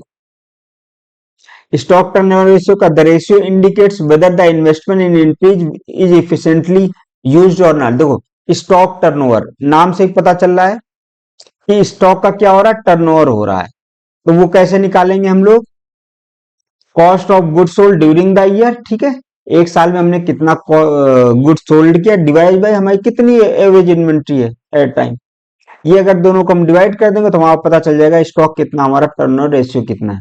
Average inventory is calculated by taking stock levels of raw material, work in process, finish goods, तीनों का लेंगे at the end of month, adding them up and divide by 12, ठीक है। The average inventory may also be computed on the basis of average of inventory at the beginning and at the end of accounting period। ऐसे कर सकते हो, या फिर आप अगर आप अकाउंटिंग पीरियड के प्लस माइनस में देख लो तो वहां से आप कर लो जो ओपनिंग पे है, जो हमारा एंड पे, और जितना हमने परचेज किया, ठीक है। The inventory turnover ratio signifies the liquidity of inventory. A high turnover ratio indicates the big sell, मतलब अगर जहां पे टर्नओवर ज्यादा हो रहा है, ठीक है। अगर जहां पे देखो टर्नओवर, स्टॉक टर्नओवर, अब इसको देखिए कैसे ज्यादा होगा। देखो रेशियो पढ़िए क्या लिखा है, cost of goods sold during the year. मान लिया हमने कोई सामान बेच दिया 100 करोड़ का, एवरेज इन्वेंट्री मान लिया हमारे पास एट टाइम 20 करोड़ की है, तो हमारे यहाँ पे 5 आ गए, ठीक है। अब कॉस्ट ऑफ सेल गुड 100 ही है, बट एवरेज इन्वेंट्री मान लिया एट टाइम हमारे पास है, मान लिया कितना 25 है, तो यहाँ पे कितना है 4 आया। यहाँ पे हमारा स्टॉक ज्यादा टाइम तक है, ठीक है। अगर हमारा हाइयर होगा मतलब कि हमारा क्या गुड्स जल्दी बिक रहा है, तो वही higher inventory turnover ratio indicates brisk sale, मतलब तेजी से उसकी सेल हो रही है। Lower inventory turnover in blocking of funds in inventory, मतलब हमारा जो फंड है इन्वेंट्री में ब्लॉक है, which may ultimate result in heavy losses due to inventory become obsolete और डिटोरेटिंग इन क्वालिटी, ठीक है। फिर हमारा अगला आता है डेप्टर टर्नओवर रेशियो, तो हमारा कितना है। चलिए आज हम इसको यहीं पे खत्म करते हैं क्योंकि काफी लंबा वीडियो हो गया है। तो हम नेक्स्ट नेक्स्ट क्लास में हम लोग डेप्टर टर्न रेशियो और डेप्ट कलेक्शन पीरियड, डीएससीआर और ये सारी चीजें पढ़ेंगे, ठीक है। चलिए सभी को थैंक यू, और जिसने हमारा चैनल सब्सक्राइब ना किया हो वो सब्सक्राइब करें। अगर किसी को कोई स्पेशल टॉपिक समझना हो तो आप उसको कमेंट सेक्शन में कमेंट कर सकते हैं, ठीक है। Okay, thank you.